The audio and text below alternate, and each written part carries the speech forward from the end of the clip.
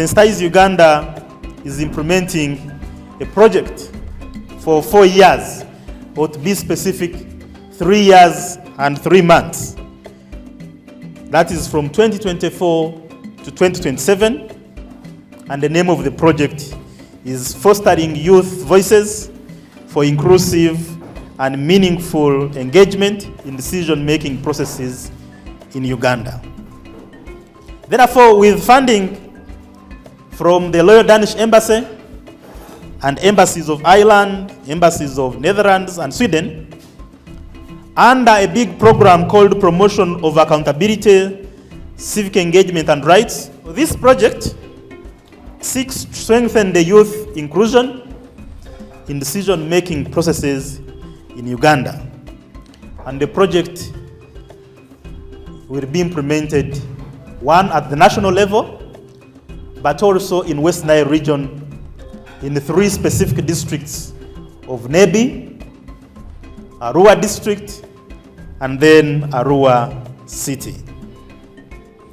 Therefore, this Inception meeting that we are having today is bringing together different stakeholders from government, from civil society organizations, from cultural and religious institutions, opinion leaders, among others, so that then we can have a discussion on how we can approach the question of young people.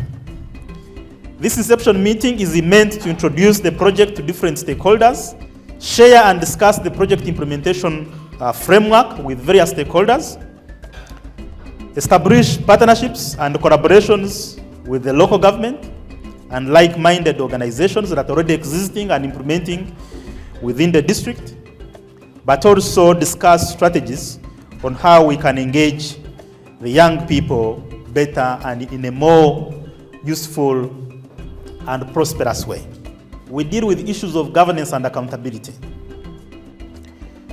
We deal with issues of civic education. We deal with also issues of voter education. We deal with leadership development, and especially for the young people. We deal with issues of research, policy, and advocacy. And our vision is an informed, coherent, sensitized, transformed, and developed Uganda. So that is what we want to see. And to do that, we have a mission where we want to sensitize, want to raise awareness, want to build capacity of all Ugandans on socio-economic and ideological challenges through implementing projects and programs in order to raise the livelihoods of all Ugandans, but also very important to contribute to the development processes of the country as a whole. Now, very important is that Sensitise Uganda is non-partisan. So in all the work that we do, we are non-partisan. Why the young people? As we all know, is that Uganda has one of the youngest populations in the world. It implies that majority of our citizens in Uganda are actually young people, and which underscores the importance for them to be included in all processes of decision making so that then they can shape this country's development trajectory.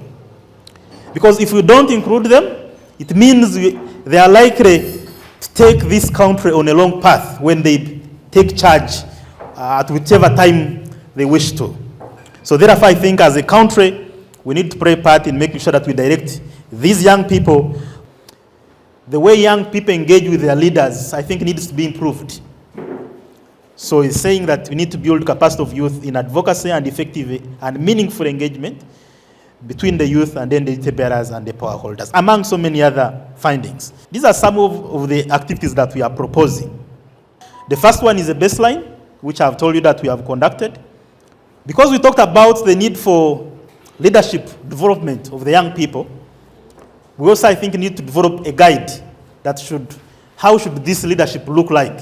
What do we want to communicate to these young people? So that then this guide passes through you, then you approve it, then we know that once we start developing the leadership of these young people, these are some of the things that we are going to focus on.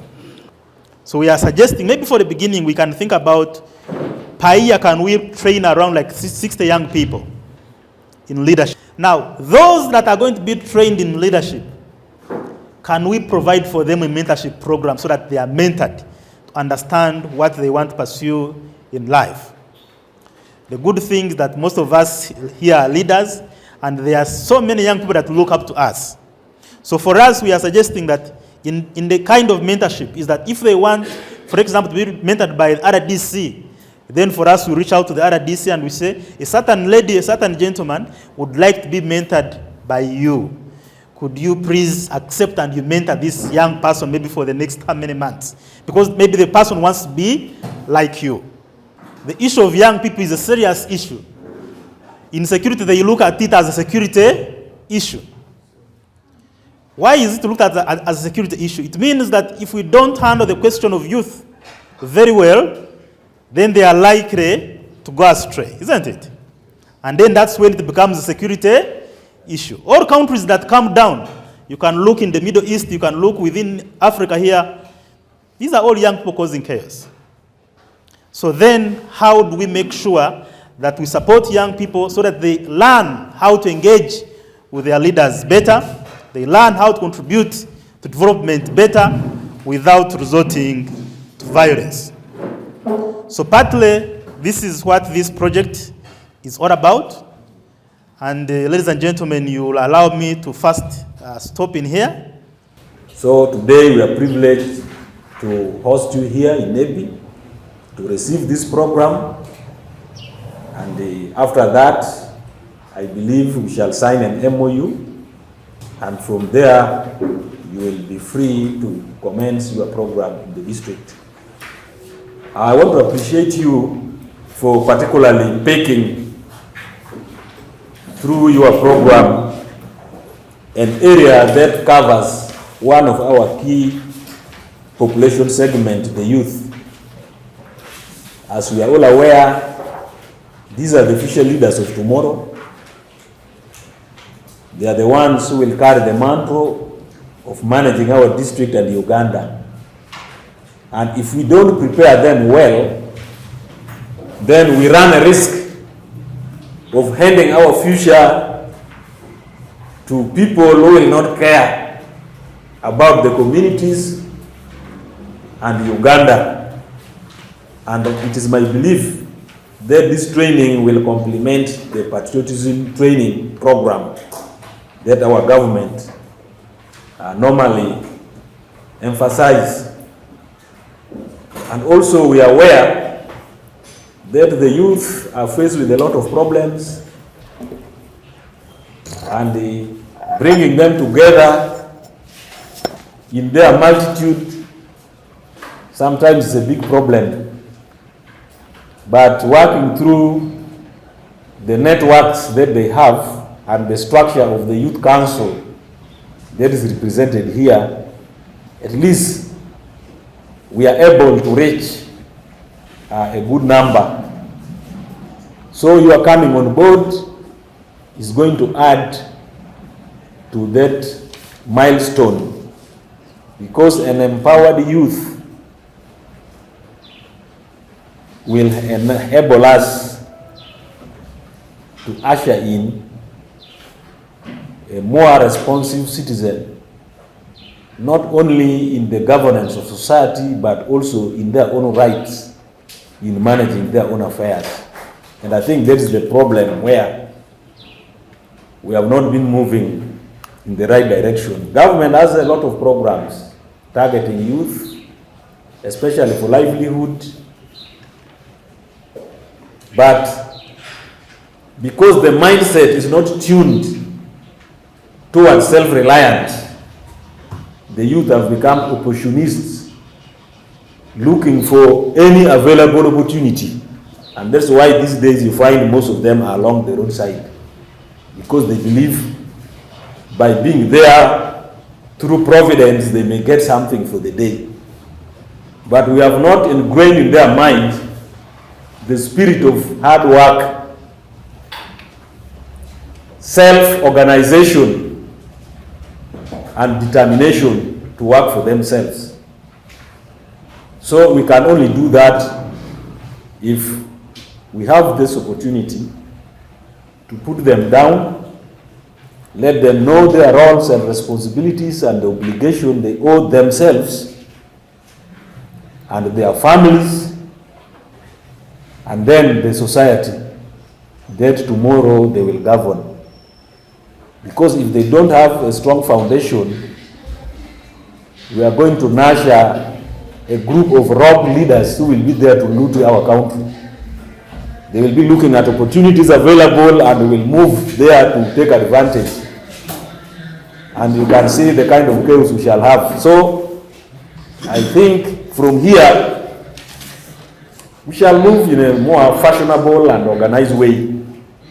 I would believe that the greatest focus should be on the mindset change. Number one, I don't know if God can give to Uganda, God can give a specific organization that can effectively handle mindset change.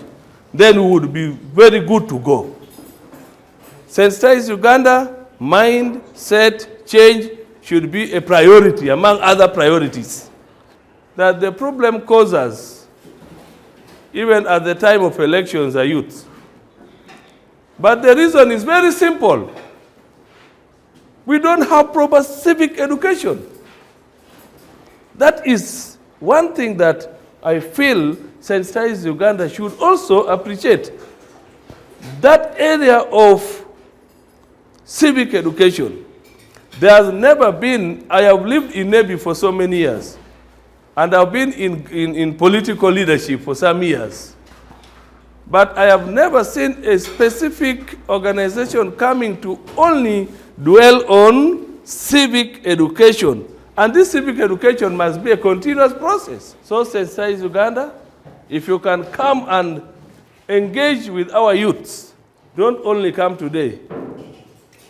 And because you want to interest others in your intervention, come tomorrow, come always. And the 3 years should have great impact. And so that maybe we can also recommend, say, Sensitise Uganda once more for more 5 years. Involvement of youth in decision making begin with us. It is not RDC. These youth are coming from different homes. The parents have the responsibility. Religious leaders who are sitting there, they have their responsibilities. NGO, you are here, you have your responsibility. The government, we also have our responsibility, so that this youth can become the good citizen of Uganda. It is not the responsibility of one person.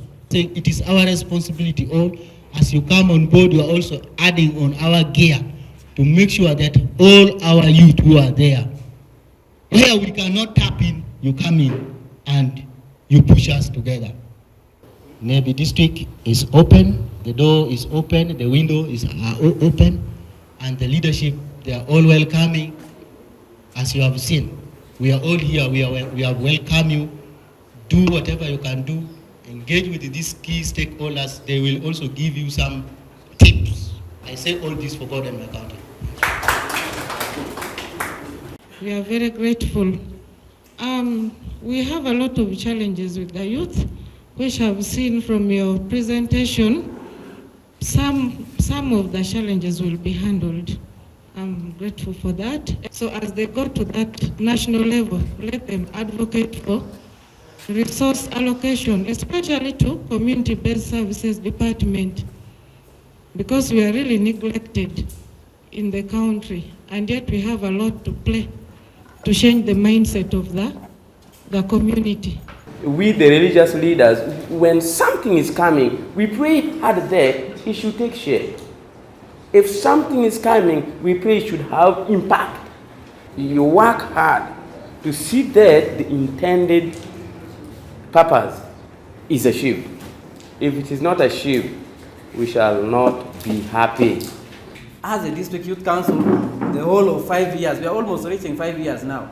We only organized one Youth Day celebration, then only one youth council because of lack of fund. So with that Sensitise Uganda, I hope we are going to achieve that. The next thing is I'm praying that this project will reach the sub-county, because that sub-county is totally having nothing concerning with any project which is direct going to the youth. But I believe that this project should be a bottom-up approach. Let us start with the grassroots. The youth structure are very vibrant and very elaborative, right from the village up to the district. And now the youth are getting more close to the cultural institution than the political institution. What do I mean? I mean that we have to have an institution or a partner which is not too political, who is not too cultural, but is in the what? Medium, in the center. That's the only way we are going to have an elaborative project, and you will be able to achieve your outcome. But I want to empower you to get more time and engage the youth, the district youth advocacy network. And my prayer is that Sensitise Uganda, like in your next or the second objective, is to network and collaborate with the already existing NGOs or CBOs. I believe we may use the NGO localization agenda very well, so that we identify who best fits in this kind of activities. And thank you for involving all in this Inception meeting.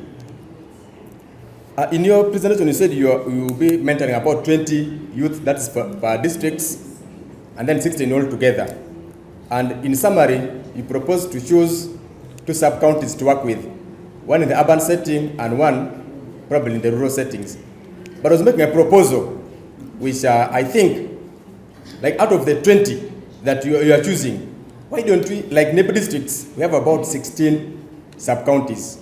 Probably now picking 2 would be leaving majority out, the 14 left out. Why don't we probably ratio this, since there are 20 members to be picked from the entire districts, we may be selecting this to about 4 sub-counties, picking 5 from each.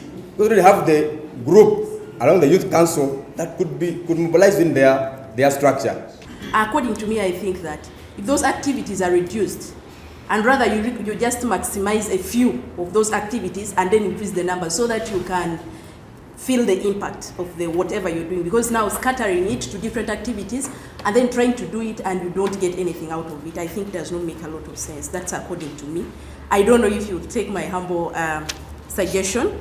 The second one is the chain of penetration to the ground, because when we talk about youth in Uganda, we are not only talking about the people who are at the leadership stage already, we are talking about the youth down to the grass level, so that the impact of whatever is being done can be felt. I really want to commend this program because I think it is the first, or it's the first of a kind that is trying to directly solve the root cause of the problem of the youth.